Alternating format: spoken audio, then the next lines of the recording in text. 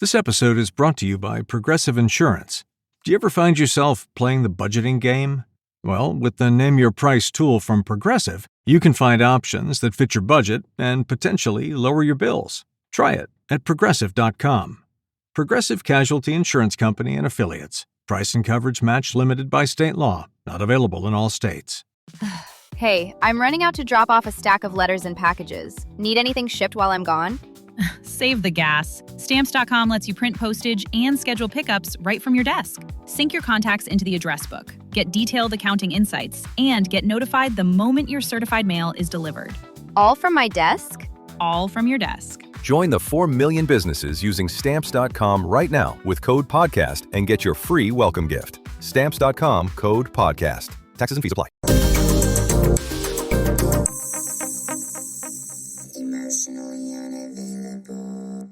All stuck in my teeth. Okay. Welcome, Leslie, to Emotionally Unavailable. Okay. So you wrote a book, A Daily Dose of Happiness. Am I saying that correct? I looked at your profile again earlier. Okay. Yeah, it's fine. Yeah. A Daily Dose of Happiness. Want to get into that, but the part that made me be like, okay, we have to talk about this was, did you describe them as outer body experiences? Ooh, okay, we can get into that too. I'm happy to talk about that. Is that how you worded it? Am I saying this wrong? That's a fine way to word it. That's fine. Yeah, I think I did in one of my profiles. Okay. However you worded it, I was like, ooh, I'm into this. Okay, great. Well, because I hear so many different stories like this, and I'm like, obsessed with them because I've never had an experience like that. But I will say this, when I started to realize what embodiment was, I see it as the opposite of an outer body experience, like where you're finally all coming back, like mind, body, spirit, all in one place. You know what I mean? Mm-hmm. So, I mean, eventually I'm going to get to your background and stuff, but what were these outer body experiences like? Yeah, I'll be happy to tell you. Do you mind if I just set an intention, this is part of what I've learned by having those experiences, that energy creates. And I just wanted to set an intention that whomever is listening to this podcast, your shows in general, that they get exactly what they're needing today from it. I love that. I love that. And then let's go. Okay. Tell me all about it. Okay. So outer body experience. Well, so first let me say that it's the experience of traveling out of body, which happened to me spontaneously when I was 19 years old, and that has occurred. It actually did help me become more embodied and have a pride for my body, such a pride for my body. And it gave me the sense of, number one, I'm here on purpose. I'm here having a body on purpose. And that really get me, because I had always struggled with weight and weight loss and trying to be perfect. And so when this occurred, I was like, I love my body. I just love it. And I'm so grateful for it. That pride really happened for me at 19 when that happened. How nice. So, I can say, I was I was kind of a nerdy kid, and I loved to read. And, and I loved to, we didn't have like podcasts per se, but there were radio shows growing up. And I listened to this radio show called Radio Mystery Theater, sometimes going to sleep. And one time I was 14 years old, and they had this guy on, the radio show whose name was Robert Monroe. And he had written a book called Journeys Out of Body. And I listened, fell asleep. Never thought about it again until I'm living in Aix-en-Provence, France. In France, I was studying abroad. And one morning, 5 a.m., and I lived with a family that lived in a building, an apartment building in Aix, which is kind of a college town, kind of in the south of France. And I woke up one morning and I sat up in bed, except that something felt different, and I looked behind me, and my body was still lying in bed. Wow. And I remembered that show. It just came back to me, Melissa. And Robert Monroe had said, if you not to be alarmed if that happened, and you could tell if you were still like alive because there would be a silver cord. And literally, I was this little researcher at 19 years old. I'm like, is there something behind me? Am I connected? And yes, there was. And he said, And these things came back to me, and I was so grateful because I didn't freak out. And then I remember that he said, thoughts are actions, blah, blah, blah. So I had the thought to do a somersault over my roommate's bed, and instantaneously I was doing a somersault over her bed. I had the thought, like, I was looking at my hand, and my hand looked like a black glove with a silver outline that was luminescent. It wasn't flat. It was like bright but dark, like darkness within that area of my hand, my arm. Everything had a silver outline. And then I like looked down at my body, and that's when I had that feeling like, oh, my body felt so empowering. And then I was like, okay, that's enough. And I wanted to get back in, but I floated over the top and tried to like levitate down, but that didn't work. And I could feel myself trying to drape my body over me, but that didn't work. Like almost like you do like a shawl. That didn't work. And then I know, right? I'm loving this. And so then I remembered that he said, if you ever find yourself out, do something that you could only do with your body. So I just had this thought, lick my lips. And then boom, I was back. I was like, and so I sat up, I looked at the clock, and it had been like only 5 minutes had passed. It was like 3 a.m. and then it was 3:04. So I had one of those like little digital clocks. Or I'm sorry, it was 3:05. And I don't know, I just was, well, I wasn't too freaked out because I had read that, or I had heard about that book.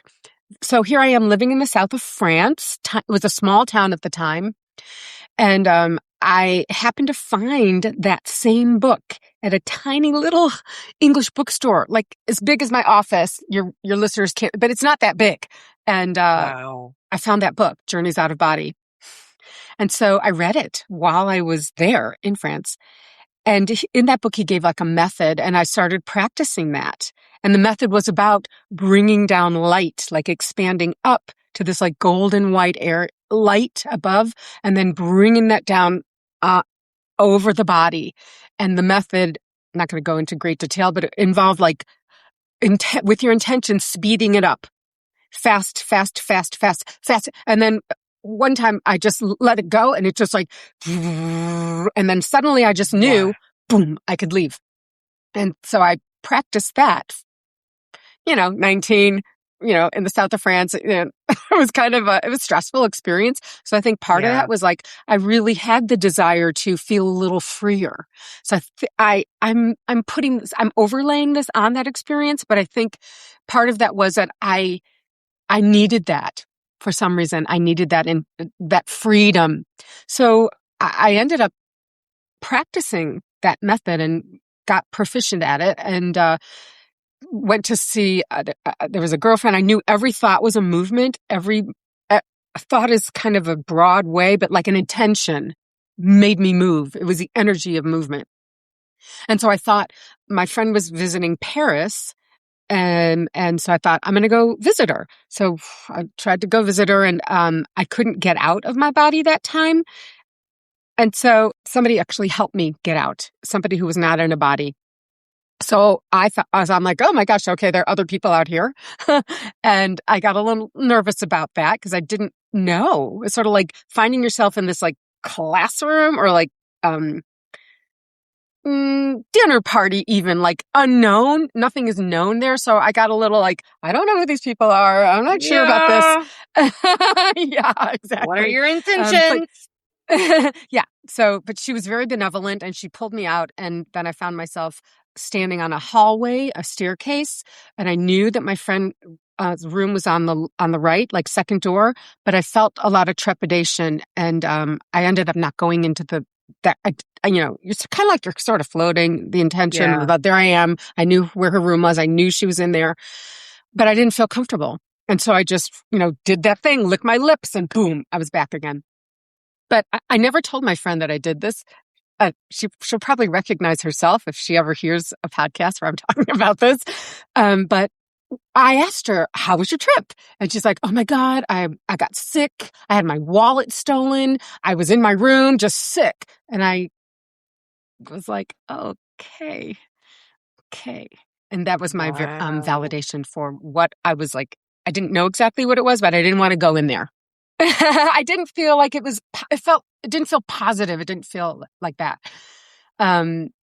So that's like the first experience. And then there have been numerous experiences after that, but I always felt like I was going to stay embodied.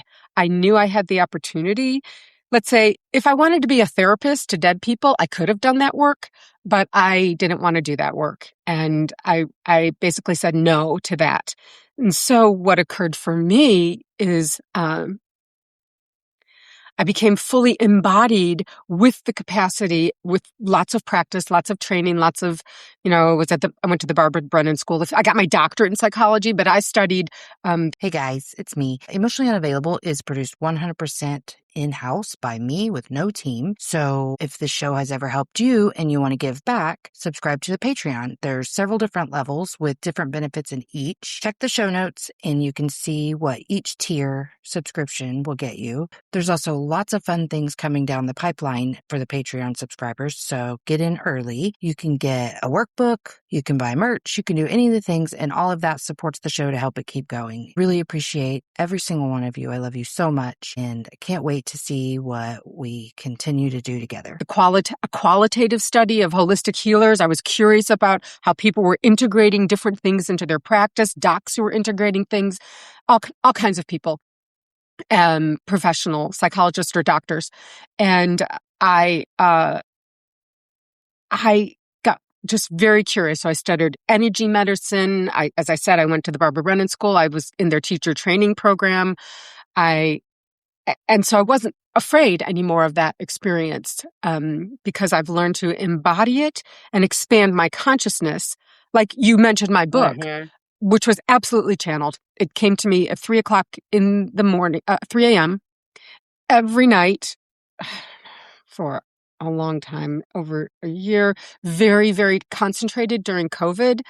And it would just start with happiness is, and then this like download of information, which I wrote on my iPhone. I wrote 2 books now on my iPhone.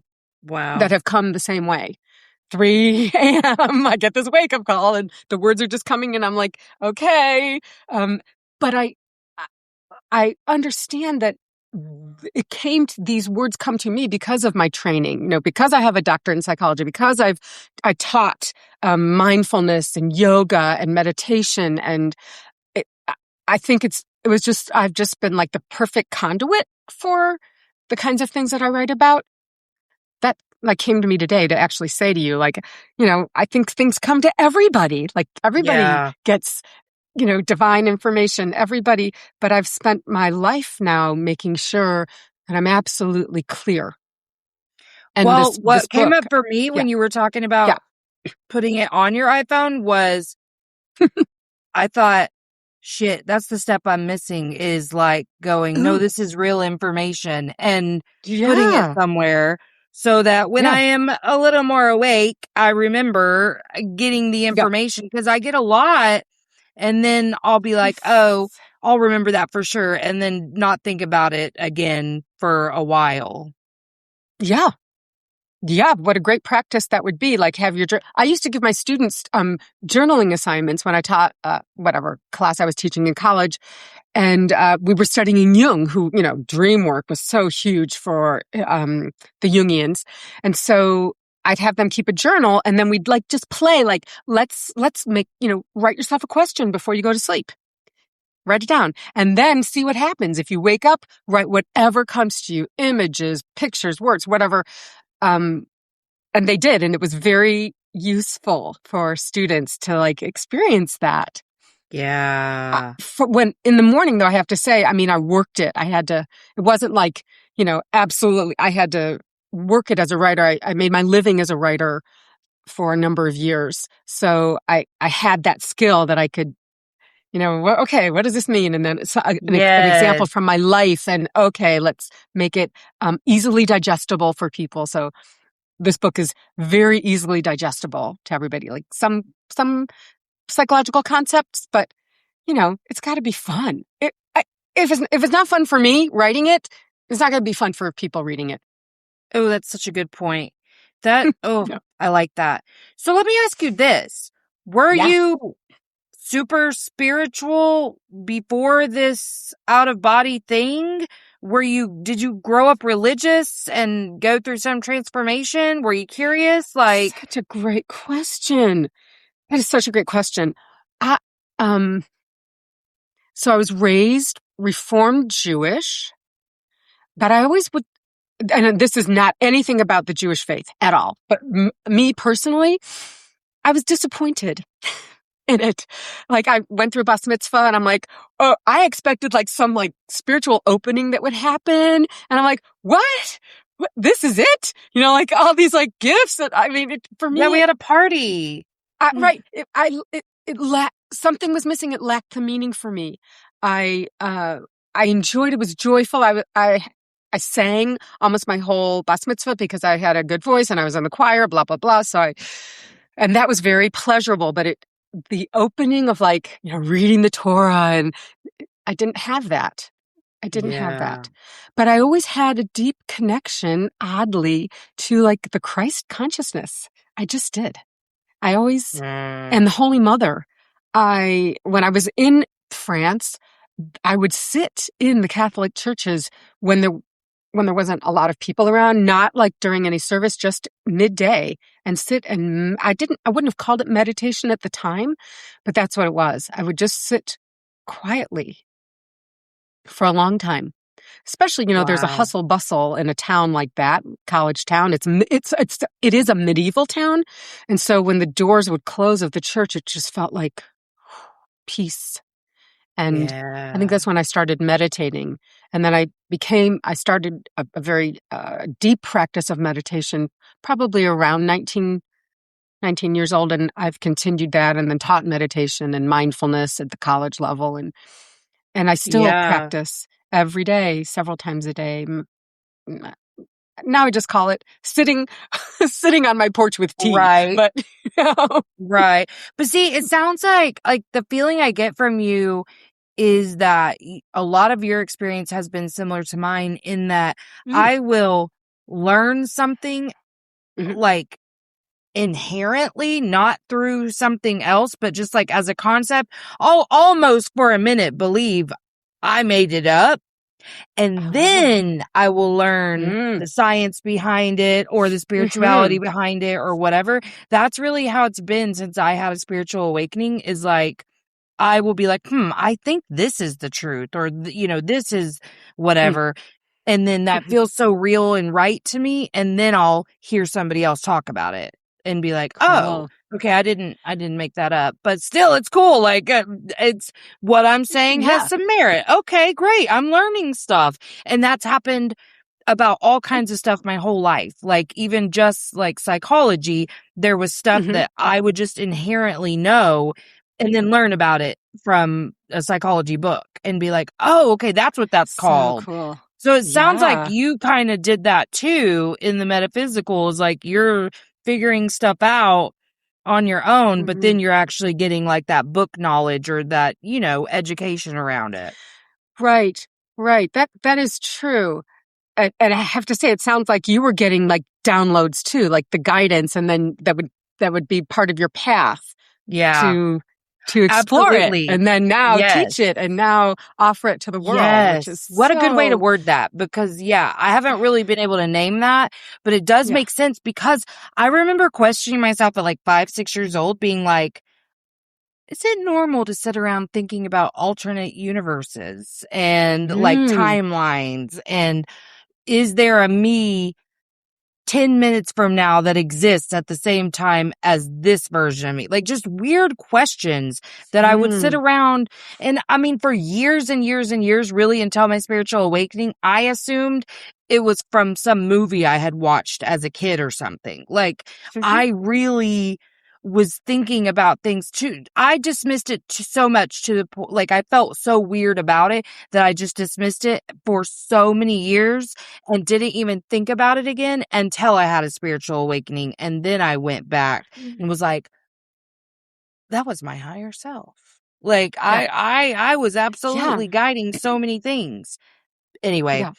Okay. So what made you decide to learn about psychology too? Because I've met a lot of people. I love the intersection of psychology and spirituality.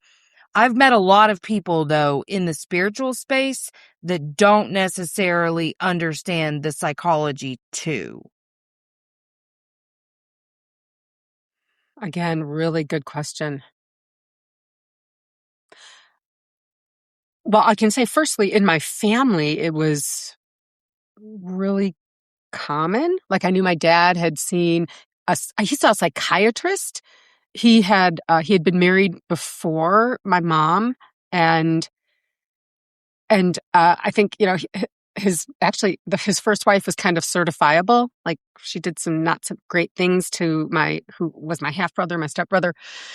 And so I think my dad went into therapy, which at that time was like psychiatry. That's what people did. And Right. I was offered therapy when I was 13, which I so appreciated because it gave me like someone to align with and like take a look at what the heck was going on in my family. And I milked it. I loved it. And she was wise and she was brilliant and she was, and I had to travel, and before I could drive, I had to travel. It was really great. Through a gate, like she lived like out, Indiana. I was from the south side of, not Chicago, but a south suburb of Chicago. And so that was really interesting it felt like taking a journey and then reflecting. And I worked with her through, not graduate school, no, college before I worked with her for a long time. Yeah. And I'm so grateful because she really helped me look at things. Also, and she would say, look, Leslie, you're in your doctorate for now. Then I was in my doctorate program. She's like, you're going to apply all of the diagnoses to yourself. So don't worry about it because that's what you're going to do. I'm like, oh, today it's, whatever it is, split personality, which I didn't really have, but there were enough like major depression, not, schizoaffective or whatever you would tend to, and it's true. I was like, is it because, or is that because? And then looking, and really it's just an opportunity to take them on and look at the world that way. And that's so important. I worked in a state psychiatric hospital. I did testing. So I was so grateful for, first, she said that. And so I could be like, I'm grounded. I'm here. I'm good. Yes, it's good. I have permission to pour. Yes. But to be able to be with people who had really evolved their life so they needed those experiences of being assisted, of breaking with reality in a way that was not easily accessible to come back in body. And I learned so much in that realm. Yeah. Yeah. Oh. But heavy work, yeah? Yeah. But I'll just say this though, Melissa, the reports that I wrote, for me, they were like, because it's a battery of tests. You give a battery of tests to someone, and so you're with them a long time, as well as an interview, and I love doing that because it was like writing their story with data that I was getting from all these psychological tests, including the Rorschach, which is a trip to give and really cool when people you're just projecting onto it. It opens up the unconscious, and I think just taking a battery of tests can be so healing for people because you see what you're saying, you see how you're projecting on to a stimulus. Yeah. And then I loved writing it because it was writing their story. I think that's the first time I really felt like I was writing professionally, writing psych tests. Mm-hmm. Oh, what a cool job. Like It was cool. You've done some really cool stuff. Thanks. So and it keeps coming. No kidding. I was just curious how your studies and your own personal experiences through psychology and spirituality, how do you feel like that's benefited you the most? The most. Or just in general, a big way. This came right to say, I'm grounded and expanded at the same time. Grounded. Like the grounded in science, grounded, I taught psychology. I taught at the college level. I had to know all the research. I had to teach all the research. I had to grounded in that and expanded because at the same time I was meditating and I'd gone to the Barbara Brennan School and Barbara had a guide that she channeled for a lot of the teachings there. But we also studied the path work, which I had never heard of, but the path work was like a psycho-spiritual framework, which was it just felt so very true as I was experiencing it. We had to experience these things like the different masks that we wear. I was in my doctorate program at the same time, so I was like, "Oh, cool, mask. What's that about?" Well, let's talk about defenses. Of course, Freud talked all about defenses and projecting all that. So this was a different kind of defense, like an energetic defense. So I was learning the psychological defenses as well as learning our energetic defenses. So if we're too like a rigid defense, we have to look perfect all the time. And something happens with your energy field when you feel like you have to be perfect all the time. Yes. That's an interesting phenomenon. So I started incorporating, and I have to say, I didn't do a lot of like traditional talk therapy. I did groups. I had a holistic health center very shortly after getting my doctorate. So I was working with teams of people and methodologies and all kinds of wonderful, healing modalities. We had massage therapists and energy healers and naturopaths and at this, holistic health center Very that I was Aquarius. co-directing. Yeah. So I could see the interface between psychology and spirituality in a way that it combined so well. So we could talk about masks and defenses. We could talk about I loved that the energy field can be, because I had those experiences not in my body, the energy field is so fluid. So I would work with people when I did in healing work through my Barbara Brennan training. They could talk because I had the psychologist training, but then I also had a table in my office as well. So it felt more holistic, like I could work with the energy and I worked with the energy and with what they brought in from their emotional experience or their mind. I call now mindset, mood set. Oh, yeah. Yeah, because I have found that just understanding that expansion allows you to view things from a totally different vantage point, not from your ego. That was my biggest intersection right there was, there is a bigger truth here. Like, it's okay. And where I feel like sometimes the mental health community isn't quite hitting the mark is, sure, these tools for communication are great and they could be better. And this tool for regulation is great and it could be better. Like, I feel like I finally opened up whenever I understood there is always a different way to look at this. And whenever I reached like victim consciousness and started understanding, that one was so hard for me because I was one of those people that would be like, I am not a victim. I'm a survivor. And this identity that I created in what a strong woman is supposed to look like and strong in general, I even had trouble in my identity as a woman because of some real internalized misogyny, truly.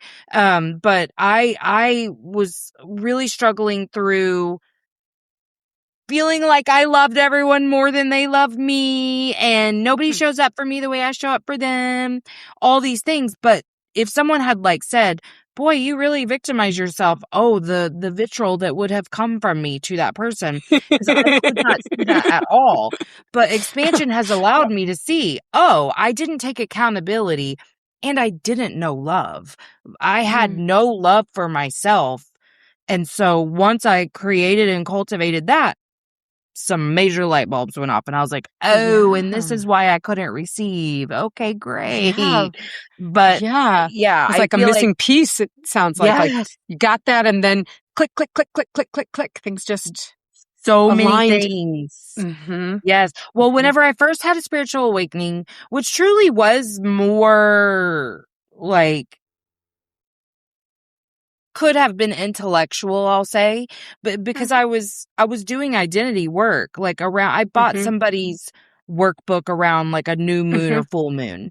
And I Mm-hmm. was trying to determine where the incongruence was between this identity I was trying to step into and the Mm-hmm. identity that I like was currently in. And Mm-hmm. I had this epiphany that like I'm really giving myself way too hard of a time, that I don't need to Mm-hmm. change every last thing about myself in really short way, because my audience has heard me say this way too much. But it really was this moment of unraveling, like Yeah. complete, like I could feel everything just like swirling inside of me and whatever, like to where I felt like a completely different person after that. And then for months, that would happen several times a day, to the point where I thought I might be in psychosis, because I was like, Mm-hmm. I am seeing the world 1,000% differently several times a day, every day. Like that can't be normal. But I think it was all these little things that I had been putting together for my whole life finally made sense in a way that nothing else ever had. So I have only just in the last year or so learned more and more and more about the super spiritual stuff. Like I Mm. was kind of like low level understanding of some things. TikTok's been a really great resource because it just spits out stuff that you never thought you'd hear about. But in meeting people on here, but it did take me being much more open than my former self was to be able to learn. So I'm sure that was part of it. I was very closed off because I was like, that's kind of scary actually. And I was raised to believe that's demonic. So I had to shed a lot of programming, but I'm just Yeah. amazed that Yeah. you were so open to all of this from such a young Well, age. I was, but I have to say, so I had, I sought spiritual guidance too. In fact, when my father got sick, there was we needed a cook, because he was eating macrobiotics when that didn't exist. There wasn't. So we had a cook Yeah. who, somebody found through Oprah, a producer at Oprah. I lived in Chicago. So, we had this cook and man, I just lost my train of thought. I wasn't going to tell you about that. Hang with me for just a second. I didn't feel comfortable for some time. So Okay. a course of events occurred. My dad got sick, blah, blah, blah. And I felt like one of the reasons why I knew that we weren't just a body was that I could help him as he was going through the death process. And I remember I was in graduate school at the time and I said, Dad, I just want you to know that when you're without a body, you can go wherever you want. You can eat at eat. You can go to restaurants. You can, go to operas because he loved opera. He loved music. I'm like, you can do all those things when you're not a body. And I told him because this was what happened to me. And he looked at me and he's like, Leslie, I would never have believed this unless I only believe it because it's you telling me this. Cause he knew I was, really scientifically oriented and, a writer and all that. So, but years later, after he died and I was living here in North Carolina, I had questions. I'm like, what the heck? And, I was referred to a very famous psychic. Her name is Gloria Karpinski, and she wrote 4 books through Simon & Schuster. She was very grounded. She taught at the Sophia Institute. She was very grounded. The very first time I went to her, Melissa, she looks at me and she goes, oh, you can talk to dead people. And I was like, she goes, oh no, you said no, which is exactly the truth. I said no at like 19. And I embodied my gifts and I used them through my body and guidance, not through traveling and, help. I said, I'm not a therapist to the dead people. I'm, teaching about what it means to understand that we are more than physical bodies. That's my gift. Yeah. But when she said that, I was like, oh my God, that she saw it right away. Wow. So there Mhm. were certain elements of it that you were like, I don't know about Yeah. that. I didn't want to do that work. And I think why not? I'm just I was curious. just gonna say, I think my ego was involved with it, honestly. Not ego Oh. in the sense of like, I'm competent, I know who I am in the world. This was right at like, I was writing my dissertation, I was interviewing lots of, as I said, holistic healers at the time. And I was very involved in that work. It takes a lot to write a dissertation in a long time. So I didn't want to do that work. I didn't want to, I liked Yeah. the path that I was on. I'm very practical. I'm very strategic. I'm very, open, but I'm success oriented and strategic. And the other quality I have is positivity is like one of my top, strengths. So, I Yeah. taught positive psychology. I developed positive. I like this realm. I really love this realm so much. But I know the other realm can inform and help us to be happier, more engaged in life. To know, like, you didn't ask this question, but it came into my mind. So what is the difference between psychosis and expanded consciousness? And I believe this next book that I've written is about this, the spiral path. And I believe that we bring experiences to ourselves based on our talents, our aptitudes, our experiences as we're walking our path, learning about ourselves. And you said it already. I had these, like, I don't know if you use the word awakened experiences or expanded, to have expanded consciousness and live from that place. I believe as humans, we are part divine. We are that. Because I lived it. I felt it. I was out there. We are that. And, but my stepbrother had psychotic breaks. And I would happen to be there. Literally, I was working in California at Weight Watchers camp, and he was in LA. We were from Chicago. So I'm like, oh, cool, summer during college. I'm going to go be an exercise instructor at Weight Watchers camp and lose weight because, I always wanted to do that. And my brother had a psychotic break while he was there in LA, and I happened to be in Santa Barbara. So I happened to be with him in a psychotic break one time. Then in Chicago, I'm in graduate school and he's in Chicago. Again, I happened to see him on the street off Lakeshore Drive as I'm driving to school, and he was in a psychotic break. And I can tell you and of course I worked in the psych hospitals. There is a profound difference between being a grounded human being and evolving, and breaking with reality and not being able to get yourself back, I would say, embodied and in time, place, and person. So even when I was out of body at 19, I knew who I was. I knew where I was. I had time, place, and person lined up. That's, I think, the difference. He couldn't get back to time, place, and person. He never really could get back to time, place, and person. Yeah. Yeah, I have a schizophrenic brother who's very out of touch with reality. He right. Had It's his not the first same. break when he was 19. Like, we had just turned 18 and 19, and he's never. There's been times with medication that he was successful, but as you know, they don't stay on their medications super long term usually. So that's kind of been my experience with him.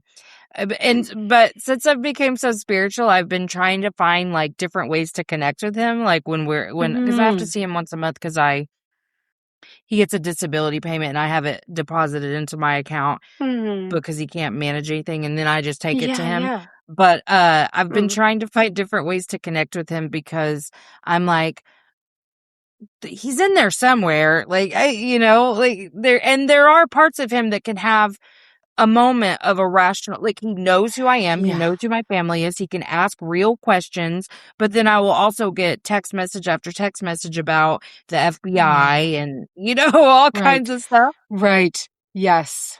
I do know. Ugh, it's a lot. Yeah. Okay. So time, place, and person, they don't have that. And I think that's how we know we are embodied and fully here.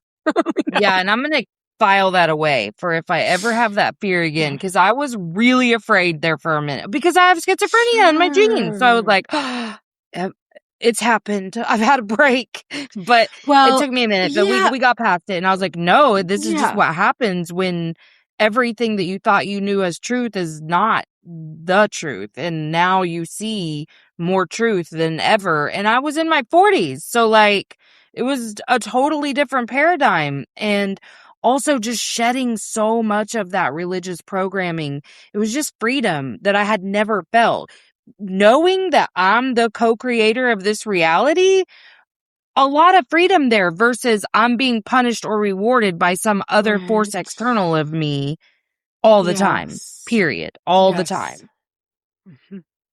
So, okay. So what inspired, I hear that A Daily Dose of Happiness was a download, but I feel like your love for positivity Mm, really, mhm, intersected with this. mm, So yeah. And I is studied that, it. I mean, yeah. yeah, is that what kind of motivated you to actually go through with this book? Like, what were you hoping people would get from this book? No, Is a I better love way to this ask. question. Not at all.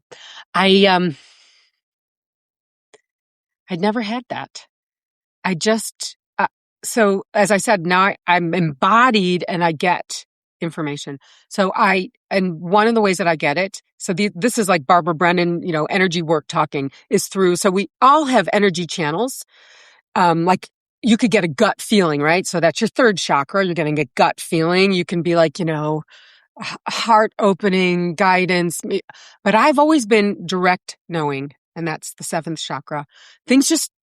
So I just knew this book is going to do its good work in the world, and that has nothing to do with me.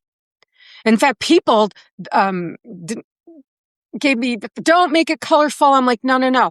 I knew this book would attract our inner child, like, because it's colorful. And they're like, I really don't make any money on this book, and I don't care.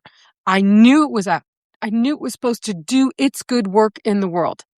And I lived through there's short chapters, they're little chapters. I made every graphic, and I'm like, and there needs to be a place to journal. Oh, no, no, don't too many pages. I'm like, no, it needs to be colorful. It needs to have a place to journal. It needs to be short and have actionable, because I taught at the college. So all my courses had practical things that students could do and I'd have to make it real in their lives. So that was the most important thing to me. And I just knew this book is going to do its good work in the world, and that has nothing to do with me. So that's what happened. And so now there's this little book. I'll hold it up. It's a little book. Oh, And it's so Gloria's like, cute. it's a little book with a big impact. That's what she said. Yeah. So did you kind of feel the way, like the intention that you set for our, meeting today? Was it kind of like that? Like, let this go to the world and No. let it Yes. synthesize for people the way they need it. Yes. Before I even got on. And I do this all before I wake up and get out of bed. Obviously I'm awake. Before I get out of bed, I always, call in the light. I connect with how I vision God. I connect with God. I connect with guidance. Because Gloria's like, look, Leslie, every day you need to surround yourself with light, because she knew I was open and available. But it's like having a bouncer at the door. I'm not available to Mhm. everybody. No, Right. I call in the light. I surround myself with the universal light of Christ. I say that. I call in the Holy Mother, Father God. I align myself with love, and I set intentions like love will come to me and love will go from me. And as I had my students practice gratitude, we did like the happiness project, Gretchen Rubin's happiness project together. I made that an assignment for them. So I practiced gratitude every single day. And at first, this was now 10 years ago that I developed this course. It was hard for me. I was like, oh, what am I grateful for? Really? I'd find the same three things. I'm like, okay. But the more I practiced, just like anything, right? I got better at it. Now Yeah. I do that, surrounding myself with light. I set the intention for my day aligned with love and God. And sometimes I'll even throw in, I call in guidance from the highest guides possible, masters, angels, and teachers. and I open myself only to the highest guidance available. And because it's like, that's my bouncer at the door. I'm like, that's all I'm available for. It's like sending Ooh, out invitations nice. to your party, right? You're not going to send an Yeah. invitation to people you don't want. So I'm like sending Ooh, invitations. yeah. And then as I step my foot out my door every day, as I'm walking my doggy, that's my cue. I've made it an embodied cue to start my gratitude practice. And I'm grateful for the winged ones, all the birds. I'm grateful for for the rooted ones. I'm grateful. I say, I am a channel through which blessings come to other people. And I'm grateful for that. And it makes me happy that Yeah. your program reaches so many people and that they're receiving what they need. I love that. So if we were to say one thing that people could take away from this conversation yes. today that would help them in their daily life right now, what would that be? Well, we didn't say this, but I would like to say this, and that is that you can trust yourself. You can trust your guidance. When you, as I said, send out invitations to only those energies you want to be open to. Light, energy, love. You can start and trust yourself when you align with that light and your divine knowing. You can trust Oh, it. I love that. Okay, tell us where we can find you. Okay. Well, the hub for my work is drlesliebnewman.com. And you can get my book there. I love talking to groups. So if you want to book me to talk to one of your groups, I would love to do that. And there's all kinds of media kits and, all the things I can speak about. And even it's an older speaker's reel, but, be kind when you see it. And I have a new Are you book on coming social out. media? Oh my gosh, yes. So Dr. Leslie Newman on Facebook. I put out inspirational messages several times a week. And, just fun stuff that I think you'll like, and also things that will make you go, oh, okay. Yeah, like that. Awesome. Well, I had such a good time with you. Thank you so much for coming on today. It's my pleasure. It's just my pleasure. And I'm so grateful that you're doing this wonderful work in the world, Melissa. Yeah. Thank you. I really appreciate that sincerely. Okay, I'm going to press stop if you'll hang out for 1 sec. Thanks for coming to Emotionally Unavailable. If you haven't already, like, subscribe, and share. Emotionally Unavailable. All right, that's it from me. So make sure that you check out the show notes for links. And until next time, let's all just keep swimming. INDEPE and cut.